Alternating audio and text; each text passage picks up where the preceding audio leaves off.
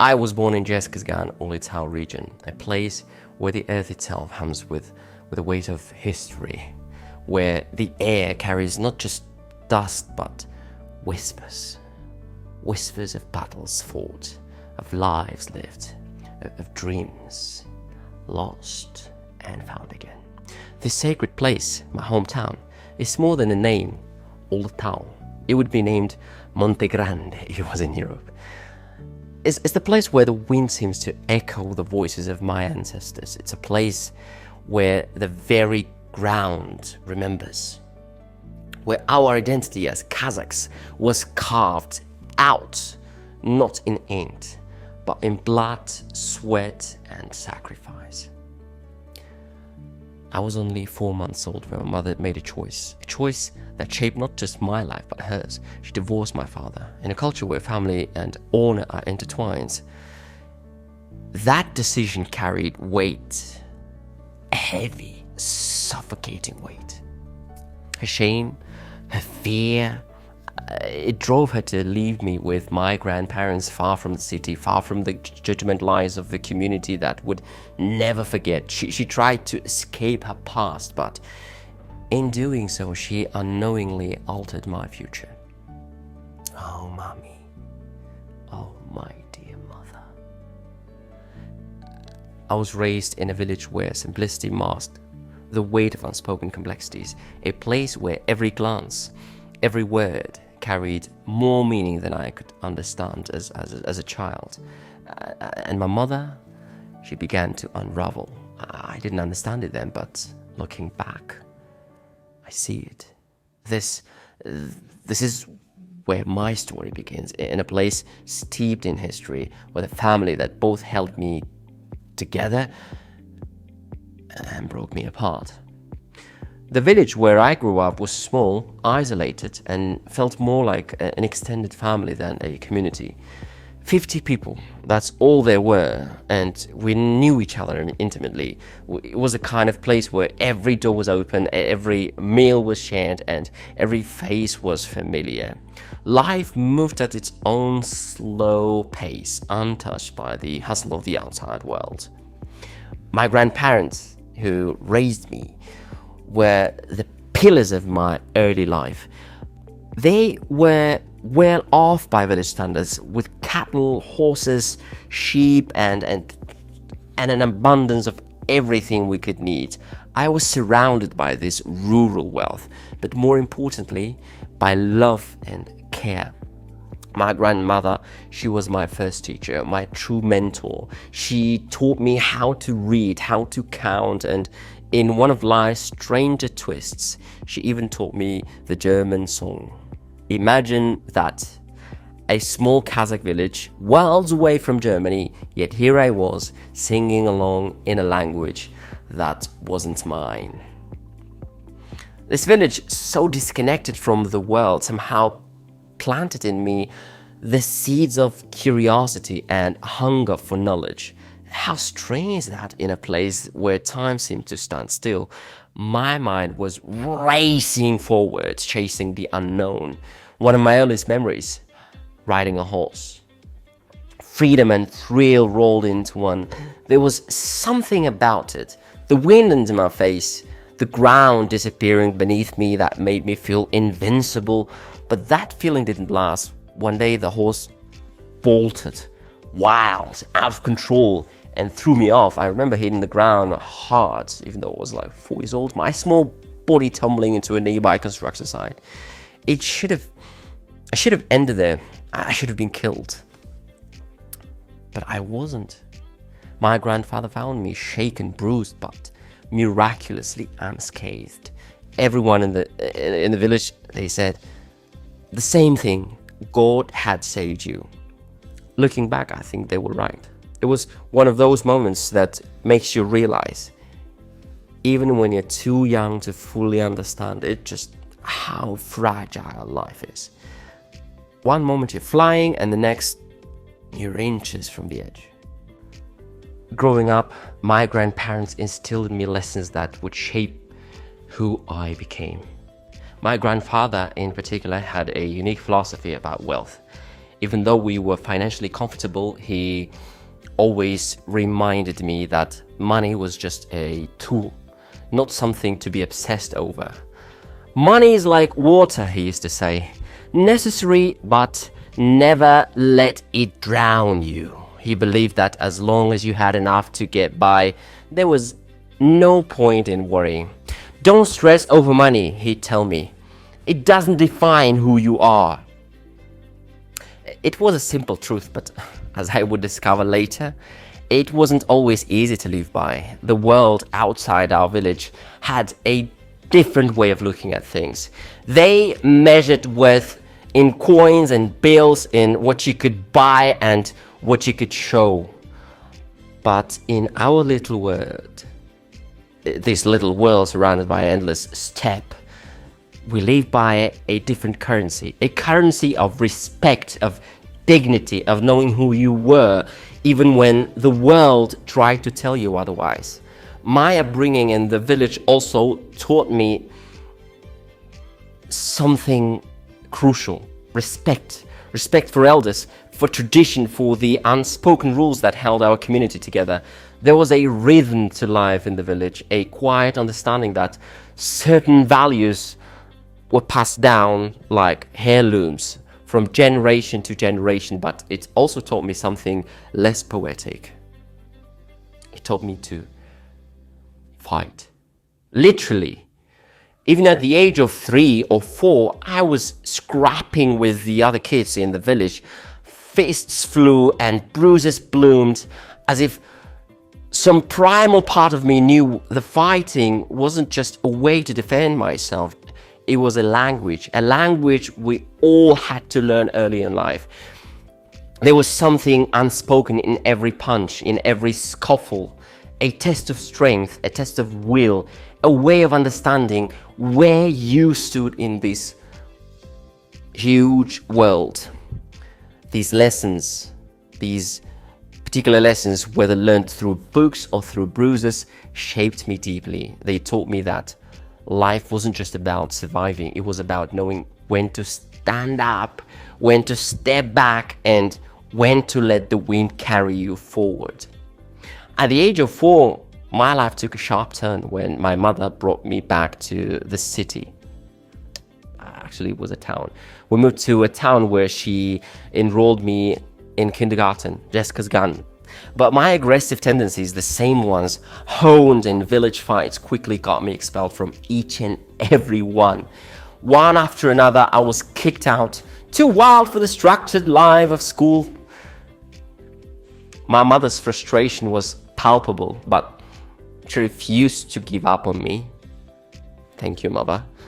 She finally found a place for me at school number 24 in Jessica's Gun, a place that for some reason had attracted a group of Americans. This was 1997, back when seeing Americans in Kazakhstan and in Central Asia in general wasn't that uncommon. These Americans became a critical part of my early development.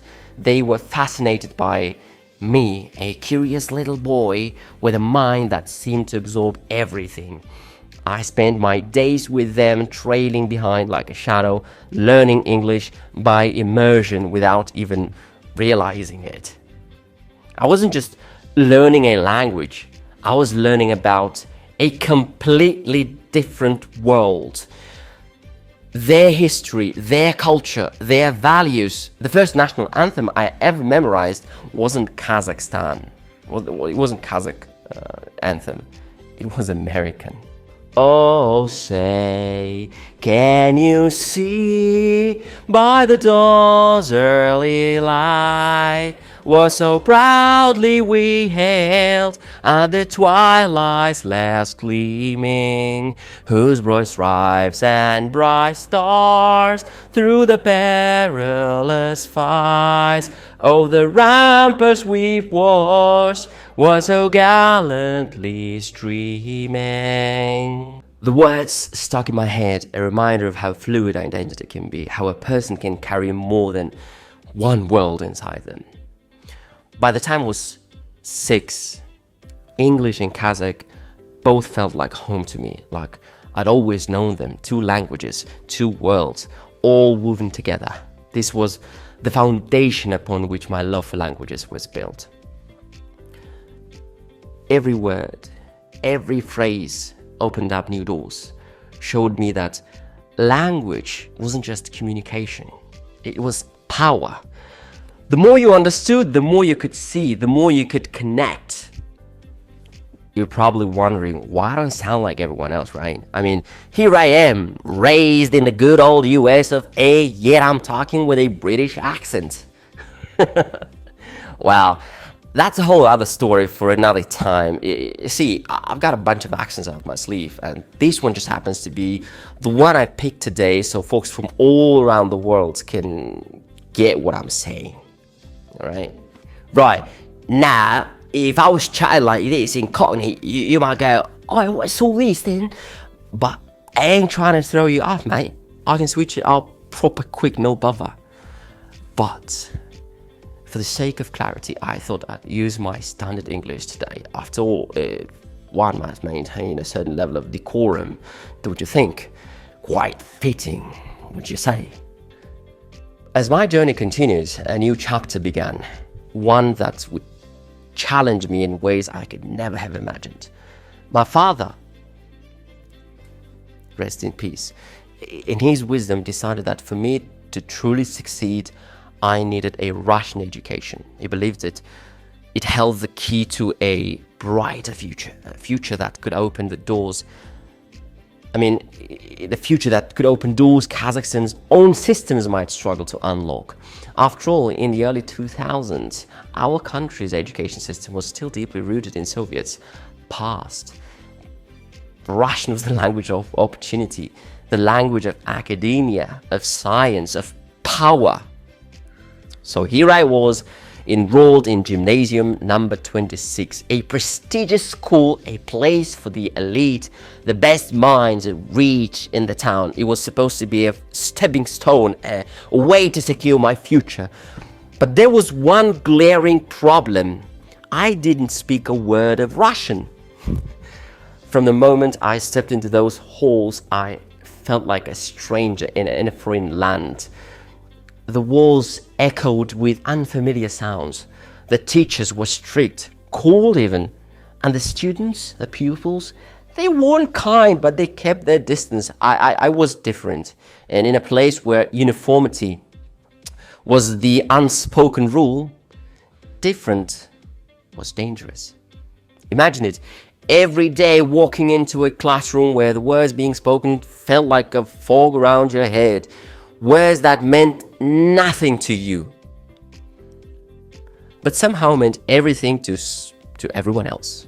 I was drowning in language, suffocated by sounds that felt like a code I couldn't crack. The days turned into weeks and the struggle didn't ease. I could see the frustration in my teacher's eyes. How could they teach someone who didn't even understand the basics? The complaints piled up. My notebooks were full of scribbles that barely resembled the Russian alphabet. And my classmates, well, they watched me, curious but never offering a hand. I was alone in a sea of words I couldn't swim through. 3 months of this, September, October, and November. 3 months of confusion, of embarrassment, of feeling like I was less. My mother, bless her, bore the brunt of it. Every evening, another phone call, another complaint from the school. It wore her down, piece by piece, until finally she couldn't take it anymore. And so she made the decision, one I had longed for but never dared to ask for. She pulled me out.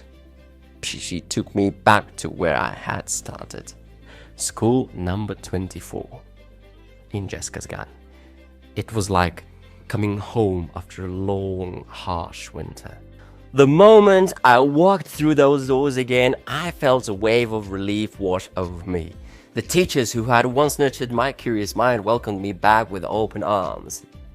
It was as if the weight of the world had been lifted off my shoulders. But there was still work to be done. I had escaped the rigid halls of Gymnasium number 26. But the Russian language was still a mountain I had to climb. This time, though, it wasn't about immersion. It wasn't about picking up a language naturally as I had with English. No!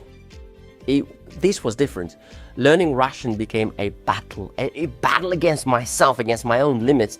I stayed late after school, poring over textbooks, forcing myself to read, to memorize, to understand.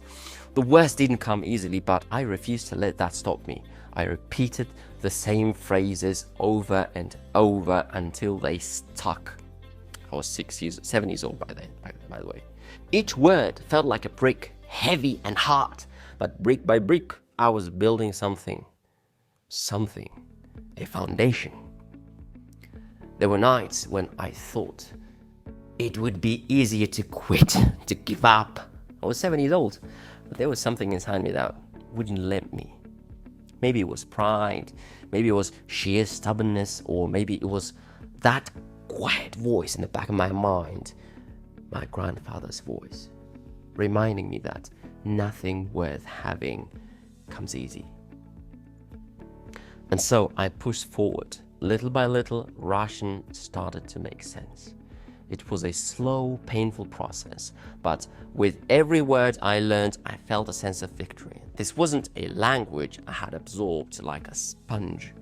This was a language I had fought for, and in that struggle, I discovered something deeper about myself. Resilience. Russian was the first language I learned not by chance, not by immersion, but by effort, by sheer determination. It was a lesson that shaped me in ways I couldn't see at that time. It taught me that true learning, doesn't come easily, but with enough grit, with enough willpower, even the hardest challenges can be overcome. That battle with Russian wasn't just about words. It was about understanding that life itself is a language of challenges and triumphs, of setbacks and comebacks, and I learned that with determination I could master both. At 12, everything changed. My world, once stable, once secure, was turned upside down.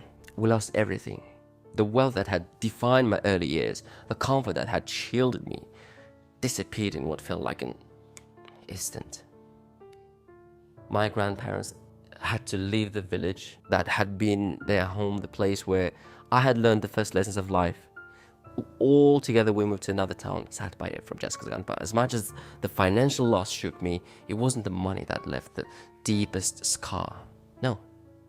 The real devastation was yet to come. In 2012, my grandmother, the woman who had been the anchor of my world, passed away.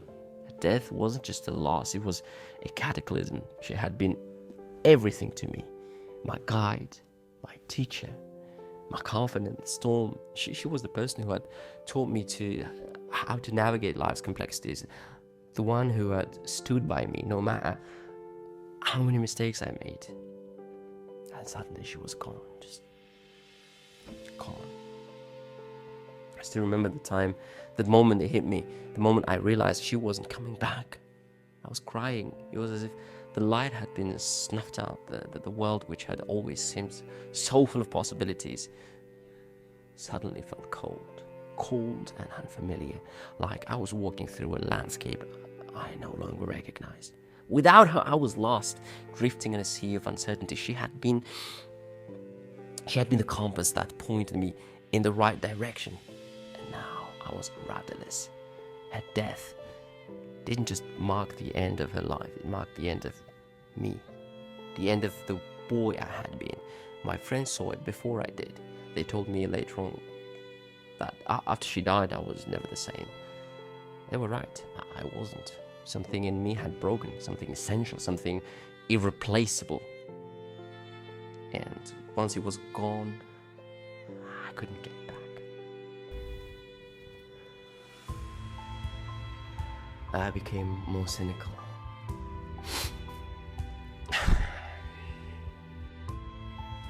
I became more cynical, more hardened. The world that had once seemed full of opportunity now looked like a place of constant disappointment. I stopped trusting so easily. I stopped believing that things would work out.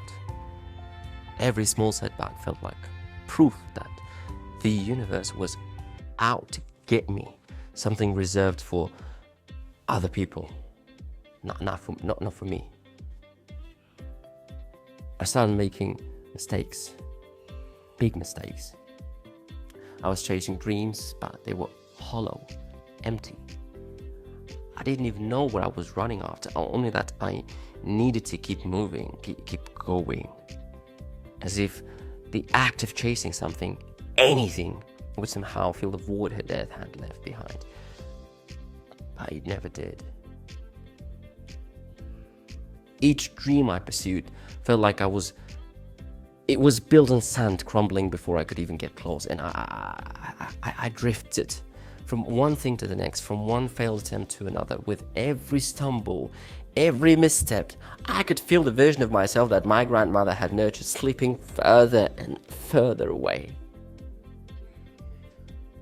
Her death wasn't just a loss, it was a turning point. The moment where my path veered off course, where the boy who believed in a future, who had faith in the world, gave way to someone colder, someone harder, someone who wasn't sure if the future even mattered anymore. For years I chased a single dream, a dream that consumed me, a dream that became my identity. I wanted to be a professional football player. Not just wanted, needed. It was the one thing I was certain of, the one path that seemed to offer meaning in a life that had been torn apart by loss and change. So I threw myself into it completely. I left everything behind and moved to Turkey, Istanbul, a land where football was more than a sport. It was a way of life, a religion. I trained day and night, pushing my body beyond its limits, forcing my mind to focus on nothing but the goal ahead. Every morning I woke up with the same thoughts. This will be the day I get closer. Every night I went to bed exhausted, muscles aching, but mind still burning with the desire to make it. I played for Güngörenspor, a third division team that was my stepping stone, the place where I believed my rise would begin. But no matter how hard I worked, no matter how much sweat and effort I poured into the pitch, something was missing. And for the first time in my life, I had to confront a brutal, soul-crushing reality. Hard work doesn't always guarantee success. I wasn't good enough. It didn't matter how badly I wanted it. Didn't matter how many hours I spent training, visualizing myself playing I visualized myself playing on bigger stages, along with Cristiano Ronaldo, Messi. The harsh truth was staring me in the face. There were others who were faster, stronger, more skilled, more talented. And in a world where only the best make it, I simply wasn't enough. I remember the exact moment it hit me, the moment that dream began to unravel. I was standing on the pitch, sweat pouring down my face, breath coming in ragged gasps. The whistle blew, the game ended, and as I looked around, I realized this was it. This was as far as I would go. The path I had so desperately clung to was closing in front of me. I had always told myself it was all or nothing. Either I would make it as a professional football player or I would die trying. There was no middle ground in my mind, no backup plan, no safety net. Football had been everything, my purpose, my salvation, and yet there I was, standing in the middle of a field, staring at nothing. The sense of failure, it was overwhelming. It wasn't just the loss of a dream, it was the loss of It was the loss of an identity. Who was I if I wasn't going to be a football player? What was left of me now that this dream had slipped through my fingers? The weight of that question pressed down on me, suffocating me, leaving me to wonder if I'd been chasing a lie all along. I had sacrificed so much, pushed myself so hard, only to end up with empty hands. The irony was cruel. The harder I tried, the further success seemed to slip away. That felt like the ultimate betrayal, like I was betraying the very essence of who I was. But I had no choice. I wasn't good enough, and no amount of desire could change that. It was a bitter pill to swallow, but in that moment I realized something. Sometimes, even when you give everything, even when you're willing to bleed for your dreams, you don't get what you want. Life doesn't owe you anything. And that's a hard lesson, one that broke me and reshaped me in ways I never expected. After walking away from the dream of professional football, I returned to Kazakhstan, carrying the weight of shattered ambitions on my shoulders. The fire that once fueled me had dimmed, but not gone out. I knew I had to rebuild myself. In 2015, I took a leap and started an educational center, teaching English, Spanish, and Turkish, and the very languages that had once been my salvation. Each lesson I taught, every student I helped, was like a small stitch. I enjoyed it. It was slowly mending the wound that football had left behind. But fate, as it often does, had other plans for me. What I thought would be a quiet life of teaching soon took a sharp turn. Through a friend, I stumbled upon an opportunity with a Spanish company in direct sales. At first, it seemed foreign, unfamiliar, a world I had never imagined myself in. But something inside me told me to dive in. And when I did, I went all in. 9 months later, I had done the unthinkable. Over 10 million euros in sales and earned 158,000 euros in commissions. That rush of success, the thrill of climbing to the top, once again reignited something inside me. Suddenly, the world didn't seem so bleak. That small victory gave me the confidence to reach even higher. Soon, I was in Moscow, rubbing shoulders with the elite of the industry. I was setting my sights on goals that seemed impossibly large. And then, Moscow brought me to the wild frontier of cryptocurrency, a world where fortunes were made in the blink of an eye. I bought my first Bitcoins, watched as their value soared, and sold them for a tidy profit. For the first time in my life, I didn't need to work. 2.5 years of freedom. Freedom to travel, to build relationships, to expand my network. One connection led to another until I found myself at the center of a massive cryptocurrency project with its own blockchain, with a community of over 1 million people in more than 57 countries. And my sales had exceeded $75 million. A number so staggering, even I could hardly believe it. It was amazing. The CEO of the company became more than just a business partner. It wasn't just a boss for me. He became a friend, a big brother. When my daughter was born, he gifted me a Bitcoin, just one.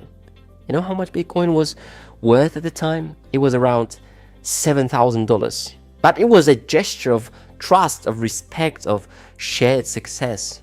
And when I celebrated my birthday, my colleague from China sent $888 to my wallet, a sum chosen with meaning because, come on, it's Chinese. Not just because of my birthday on November 8th, but because in our world, everything carried a message. Another colleague sent me $600 or so. Everyone was so generous to each other. Elite club where money was no more than just a tool. And so these golden days rolled on, and one after another, we were more than a team, we were a family. But as we all know, success is fragile, and life Life has a way of teaching you lessons just when you think you've learned them all. By March 2020, my portfolio in cryptocurrency had ballooned to nearly $2 million. It didn't even exceed that. I had it all: a family, a wife who was happy, a daughter who was the light of my life, 2 cars, an apartment. The pieces were all in place, but fate, ever fickle, had a plot twist waiting. The market dipped. I had set orders to sell on the exchange, confident that I could time it just right, but in that crucial moment I hesitated. The whisper of greed, that quiet voice in the back of my mind, told me to wait, to hold out for just a little more. And in that brief hesitation, the market collapsed further. In the span of a few days, my portfolio had shrunk to less than $1 million, because the cryptocurrency where most of my money was invested lost over 57%, and it kept falling even more. I was in shock. The blow was like a punch to the gut, and the pain was immediate, raw. But what came next was even worse. Panic set in. I scrambled to recover, to fix what had been lost, but every decision I made seemed to dig me deeper into the hole. It was like quicksand. The more I struggled, the faster I sank. When the dust finally settled, my portfolio had withered to less than $500,000. I still had enough to live comfortably, but that didn't matter. The sting of losing more than half of what I had worked for haunted me. It was a humbling reminder of my grandfather's wisdom. Money comes and goes, but it's the stress that can destroy you. Just when I thought things could get darker, a new light broke through the clouds. In 2021, my second child was born, a boy this time. The joy I felt was indescribable. My daughter had already filled my life with love, and now my son brought with him a renewed sense of purpose. I felt roots growing deeper. Now, I wasn't just accumulating wealth for myself. I was building a legacy for my children. In the months following his birth, I made another comeback. April brought with it profits in the cryptocurrency market, enough to make me feel like I had regained my footing, although it wasn't $1 million. But this time I was more careful. I had learned to index the crypto, a different strategy, a safer one. It worked for a time. We moved to Dubai, and my children loved the city, its vibrancy, its endless possibilities. But as fate would have it, I didn't stay there long. 4 months later, I was back on the road, traveling across Europe and Asia, revisiting places I had been before, always chasing the next big opportunity in the industry. I saw the Eiffel Tower for the first time, a dream I had carried with me since childhood. And not just once, I returned again with my wife, showing her the iconic tower, hoping that sharing this moment would make it all feel real, tangible. But even then, with all the sights and sounds of the world before me, something wasn't right. And then I became involved in a project, one that promised the world, but delivered only betrayal. It started with so much hope, so much potential, but I was deceived badly. I had lost everything. And this time, it wasn't just the money. This time, I had gotten myself into deep, dark trouble. Trouble I'm still coping with. But that's a story for another time. Now, as I look back, I realize that my journey has been an endless dance between triumph and failure, a delicate balance between soaring highs and crushing lows. Life, I've learned, is not a straight line. It's a twisting, winding road where the destination is never as clear as you think. And as you travel that road, you begin to see patterns, lessons hidden in the fabric of your experiences, waiting for the right moment to reveal themselves. Countless hours of reflection, especially on my time in the world of direct sales, since 2017 have led me to some stark conclusions. Over the years, I have achieved milestones that to many would seem unimaginable, successes that shine brightly from a distance. I've made over $100 million in sales, a figure so large it feels like it belongs to someone else, not me. For some, it's a number that represents the pinnacle of success. For others, it's a figure that stirs envy, as if wealth alone could define a man's worth. But here's the truth. The kind of truth that gnaws at you when you're alone in the dark, when the noise of the world quiets down. That $100 million, in the grand scheme of things, it's average. An average result in a market where many have done far better. Even in the very same project where I made more than $75 million, two others outperformed me. And then there was a Chinese woman, one of them, the same who gave me $888 for my birthday. Yeah. Remarkable in every way. She didn't just surpass me, she doubled my sales. Doubled. I used to think such numbers were the stuff of legend, but she did it. She made twice as much as I did, and in less time. It's humbling, isn't it? To work so hard to achieve something monumental, only to realize that in the eyes of the world, you're just another player on the field. What most people don't understand is that success, true success, often comes not in the moment of the win, but in the moment after, when you reflect on what you've built and what it cost you to build it.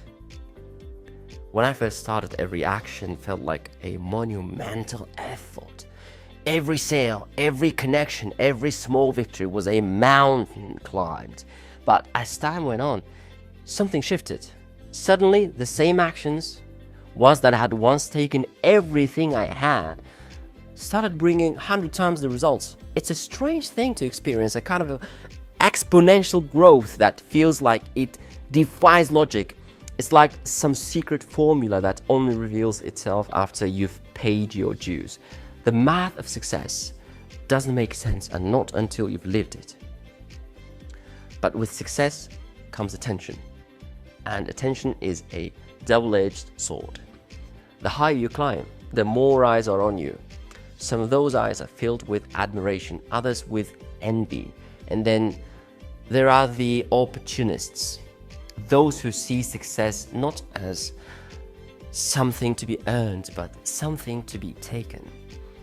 As my name became more well-known, offers started pouring in. Top-tier projects, promises of even greater heights, more wealth, more recognition. It was tempting, so tempting. But along this path, I encountered people, dangerous people, who used their influence not to uplift, but to exploit. They viewed the projects not as opportunities for shared success, but as vehicles for personal gain. They spoke in honeyed tones, offering dreams of endless profits, of building empires together. But behind those smiles, there was something darker, a willingness to use others, to manipulate the system, to milk every last job from the projects before vanishing into the shadows, leaving the rest of us to deal with the fallout. Investors lost money, reputations were ruined, and my own integrity, something I had guarded fiercely, began to feel compromised. I watched as projects I had poured my heart into collapsed under the weight of greed, not mine, but theirs. And in the aftermath, as the dust settled, it was my name that was left tarnished. The weight of those blows, both financial and reputational, took their toll. And here's the cruel irony. Many of my peers, some of whom I knew personally, were far less talented, far less driven, are now millionaires. They walk an easier path, unburdened by the inner turmoil that has haunted me. They never paused to question the ethics of their actions, never stopped to think about the people they were stepping on to reach the top, and yet they thrive. For me, It's never been about just the money. Yes, I've made millions. Not to spend it to watch those millions slip through my fingers. I've seen what happens when greed takes hold, when the pursuit of wealth eclipses everything else, and that's not the life I've ever wanted to live. I've never sought to build my fortune at the expense of others. My conscience wouldn't allow it. There's an old saying that has always resonated with me. Don't ask where I earned my first million, but for the rest, I'll give you a full account. That's never been me.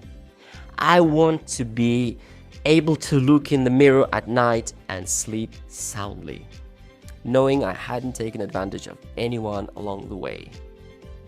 But life is never that simple, is it? The choices we make, the paths we walk, they don't always lead to clear-cut victories or moral absolutes. Sometimes the right choice costs you everything. Sometimes doing the right thing leaves you standing alone while others reap the rewards of their shortcuts. And yet, I wouldn't change it. Not a single choice. Because if there's one thing I've learned, it's this. True success isn't measured by the money you make, but by the person you become in the process. I've come to understand that life is a series of trade-offs. For every dollar I didn't take, I earned a little more peace of mind. For every shortcut I didn't embrace, I gained a little more clarity about who I am and what I stand for. And that, to me, is worth more than any fortune. Looking back, my journey has been one of contradictions. Triumphs that feel like failures. Failures that have taught me more than any success ever could. The more I ponder it, the more I realize that life is not about reaching the top of the mountain. It's about how you climb it. The people you meet along the way, the values you hold on to, the lessons you learn, that's where the real wealth lies. So, as I stand here today, actually I'm sitting, I'm not defined by the millions I've made or lost. I'm defined by the choices I've made, the battles I've fought, and the lessons I've learned. Because in the end, wealth isn't just what's in your bank account or crypto wallet. It's what's in your mind, your heart, and your soul. And that's something no one can take from you. This year has been a series of monumental decisions, each one reverberating through my life in ways I never anticipated. Every choice, every moment of hesitation or resolve has set off a ripple. A ripple that carries with it consequences, opportunities, and challenges that are far greater than I ever imagined. In many ways, this year has forced me to face truths about myself and the path I've walked. After much contemplation, I've chosen to step away from the industry that has defined me for so long. But even now, the pull to dive back in is strong, almost irresistible. The offers keep coming. Every day I hear from titans of the industry, people whose success eclipses mine by magnitudes I can scarcely fathom. These are the giants, the legends, the ones who have achieved results 10 times greater than anything I have done. They extend their hands, inviting me to join them in projects that promise to break records, projects that seem to guarantee a future of untold wealth and glory. To compare them to a sports team, they are the Real Madrid of the affiliate marketing world of crypto, bringing together the brightest stars, the best talent, all competing at the highest level. And it's tempting. Of course it's tempting. The allure of standing shoulder to shoulder with these industry legends, of once again chasing billion-dollar goals, is powerful. It would be easy to say yes, to return to that life of constant achievement where every milestone feels like a victory and every success affirms your place in the world. But as much as I admire their success, and I truly do, I've seen the darker side of that world. It's a world that thrives on ambition but also breeds controversy. It's a world where the higher you climb, the more you become a target for criticism, for betrayal, for frustration, and the pressure to maintain a spotless reputation, to always be perfect in the eyes of others, is relentless. I've seen people rise to the top only to have their success tainted by the shadows they cast along the way. And I've asked myself, is this who I am? Is this the life I want to live? Am I destined to forever chase billion-dollar goals, to measure my worth by the size of my bank account, my crypto wallets, and the weight of my achievements? Or is there another path for me? One that speaks to something deeper, more authentic? These questions have haunted me, especially in the quiet moments when the noise of the world fades away and I'm left alone with my thoughts. Recently, I sought clarity in a place I didn't expect to find it, a movie theater. I went to watch the latest Joker film, I know, hoping for a moment of escape, perhaps even a spark of inspiration. But what I found was something else entirely. The film, with its raw, unsettling portrayal of Arthur Fleck's descent into madness, left him feeling disillusioned. It wasn't just the chaos of life that resonated with me, but his deep existential struggle with identity. Arthur Fleck, a man trying to make sense of a world that no longer made sense to him, a man caught between who he was and who the world wanted him to be, and who he could become. And as I watched, I couldn't help but ask myself, who am I?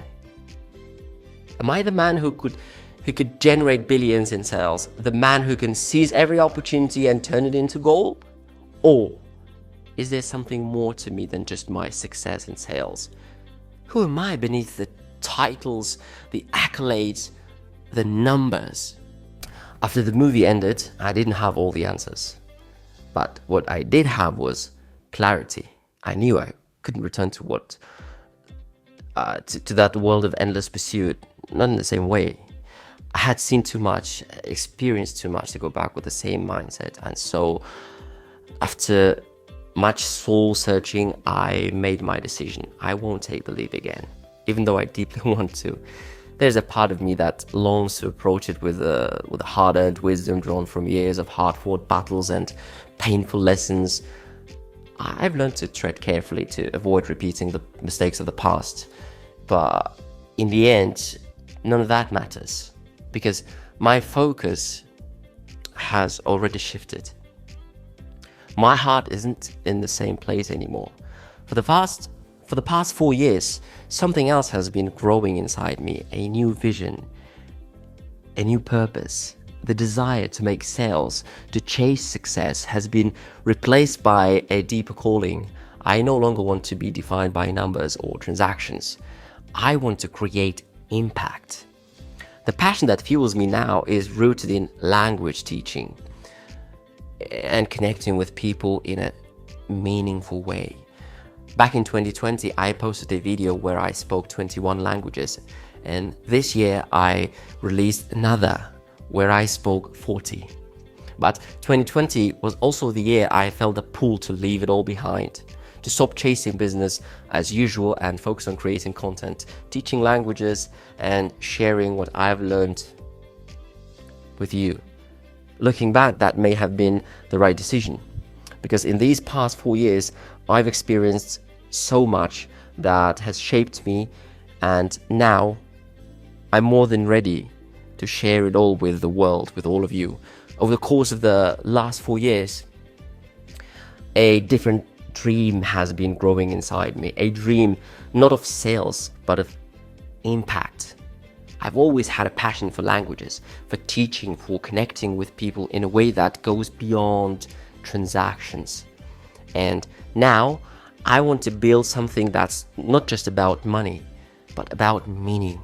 I want to be a content creator, teaching languages in a way that is engaging, enjoyable, and accessible. I want to create something that matters. I've already begun the journey. I've started small Instagram reels that currently reach only a handful of viewers, but I'm not discouraged. I know that success, real success, the kind that endures, takes time. It's not about going viral overnight or reaching millions of followers in a day or a week. It's about building slowly, steadily, with intention.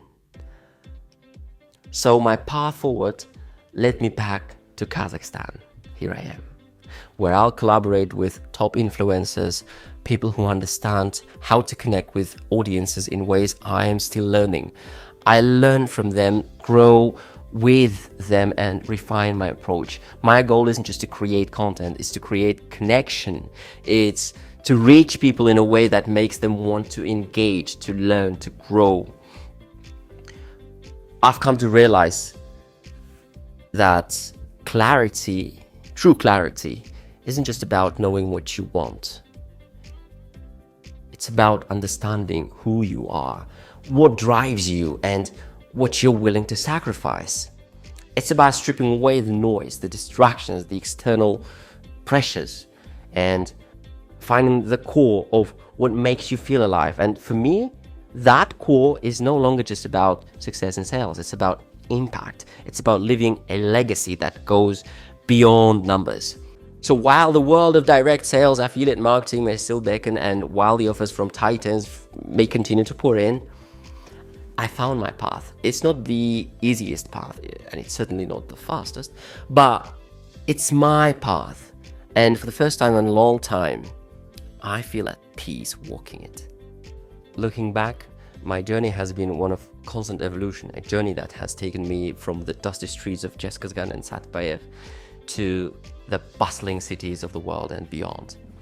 I've walked paths that few have the courage to tread, experienced life at its highest highs and lowest lows, and emerged each time with more clarity about who I am and what I stand for.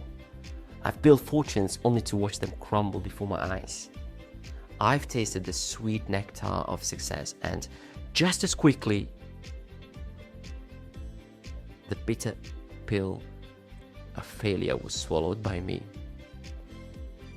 But through it all, through every twist and turn, every victory and defeat, I've come to realize something profound.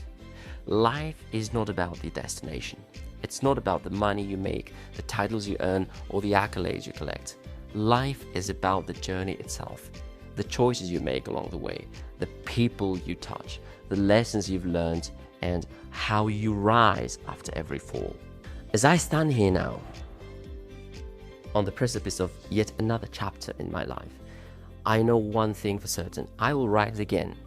And this time, it won't be just about money or success. It will be about something far greater. It will be about leaving a legacy, a mark on this world that goes beyond wealth, beyond material success. This time, it's about value, a value that cannot be measured in dollars or bitcoins, a value that transcends borders, cultures, and languages. It's about the impact I can have on the world, a positive one, on society, on the people who are ready to listen. You see, in my earlier years, I thought success was everything.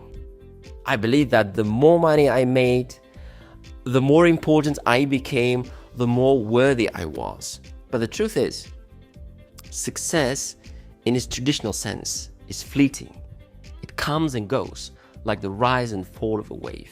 One day you're at the crest, riding high, and the next, you're submerged beneath the weight of your own ambition. But what remains after the wave crashes, what endures, is the value you've added to the world, the lives you've touched, the wisdom you've shared, the legacy you've built. And that's where my focus is now. Not on building yet another community, not on climbing yet another ladder of success. I've done that several times, and while the achievements were great, they didn't fulfill the deeper hunger inside me. This time I want to provide a value that can't be measured in numbers or charts. I want to create something that resonates with people on a level that transcends business, transcends sales, transcends personal gain. My dream now is to share my experience, my thoughts, my insights with the world. I've lived a life full of lessons learned from both triumph and failure, and I believe those lessons can serve a purpose greater than myself. I want to speak my truth in every language I know, in every tongue I am fluent in, so that almost everyone in the world can hear it.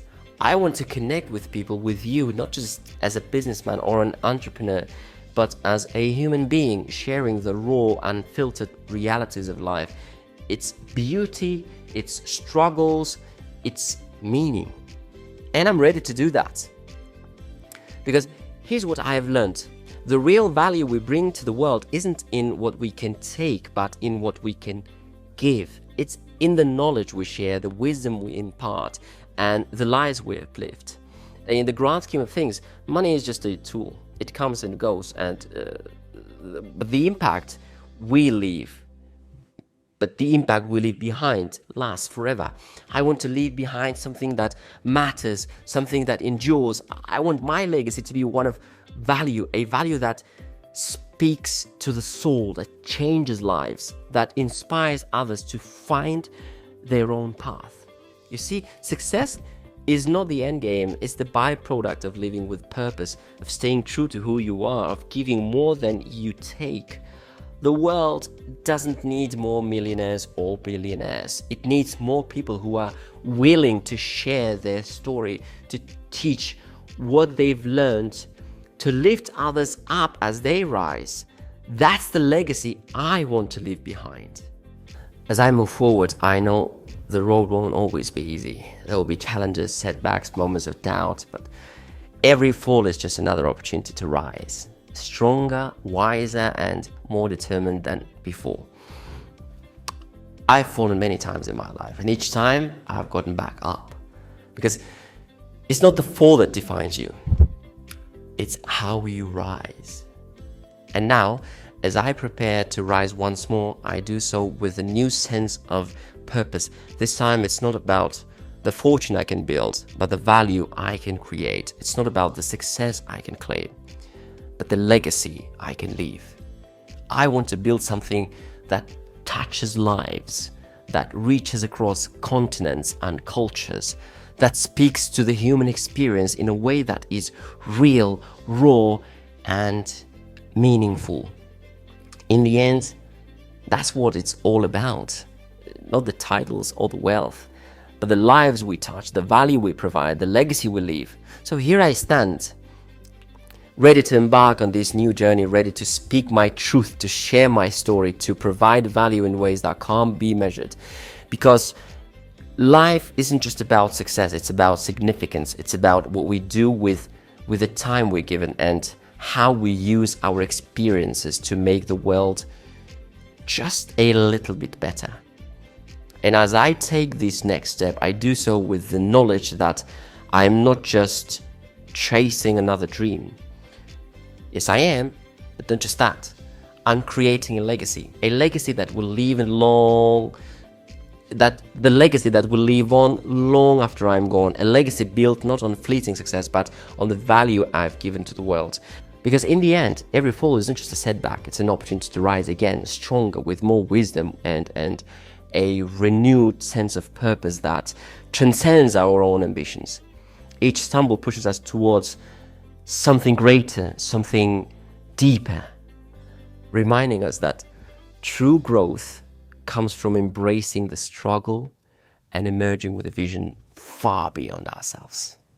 Thank you for taking the time to watch this video. I truly appreciate your attention and commitment. It means a lot, especially since I spent over a week crafting this content, reflecting on the pivotal moments that have shaped who I am today.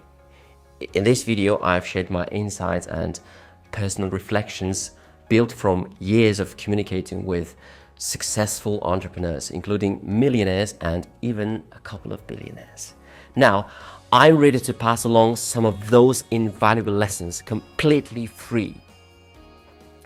If you're interested in mastering new languages with ease or want to learn the secrets to building and leading successful teams, selling effectively, or thriving in the global business world, then this journey is just beginning for us. So hit that subscribe button, like and comment below to let me know what resonates with you. This is only the start of a series where I'll dive deeper into these topics, sharing practical advice and strategies that will transform your approach to life and business. Trust me, you won't want to miss what's coming next. Join me and you'll see results. Together, we'll unlock your full potential. Thanks again, and I'll see you in the next video. Bye.